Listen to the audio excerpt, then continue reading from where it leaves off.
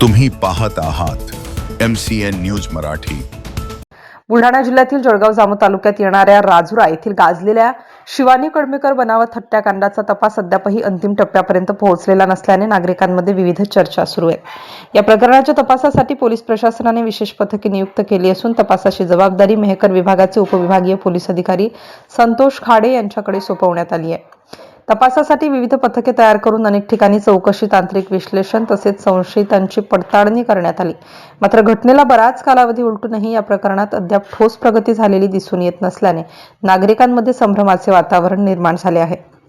दरम्यान तपास अधिकाऱ्यांनी पुन्हा एकदा प्रसारमाध्यमांशी संवाद साधताना या गुन्ह्याबाबत महत्त्वाची माहिती देणाऱ्या व्यक्तीस 50,000 रुपयांचे बक्षीस देण्यात येईल असे जाहीर केले। या घोषणेमुळे तपास यंत्रणा अजूनही महत्त्वाच्या धाग्यादोऱ्यांच्या शोधात असल्याची चर्चा परिसरात रंगत आहे। या प्रकरणात मृत महिलेचे काही अवशेष पुन्हा जमिनीतून बाहेर काढून फॉरेन्सिक तपासासाठी पाठवण्यात आल्याची माहिती समोर आली होती। तपास अधिकाऱ्यांनी त्यावेळी फॉरेन्सिक अहवालाच्या आधारे संशयिताचे स्केच तयार करण्याची शक्यता व्यक्त केली होती। तसेच संबंधित अहवाल अल्पावधीत प्राप्त होईल असेही सांगण्यात आले होते। मात्र अनेक दिवस उलटल्यानंतरही त्या अहवालाबाबत अधिकृत माहिती समोर आलेली नाही। तसेच DNA तपासणीचा अहवाल आणि त्यातून समोर आलेले निष्कर्ष याबाबतही पोलीस प्रशासनाकडून अद्याप कोणतीही अधिकृत माहिती जाहीर करण्यात आलेली नाही।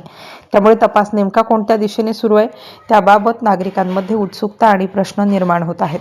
राजुरा हत्याकांडाचा तपास अंतिम निष्कर्षापर्यंत कधी पोहोचणार आणि या प्रकरणामागील सत्य कधी समोर येणार याकडे संपूर्ण जिल्ह्याचे लक्ष लागले आहे। MCN न्यूज मराठीकरिता संपादक राजीव वाढे, जळगाव।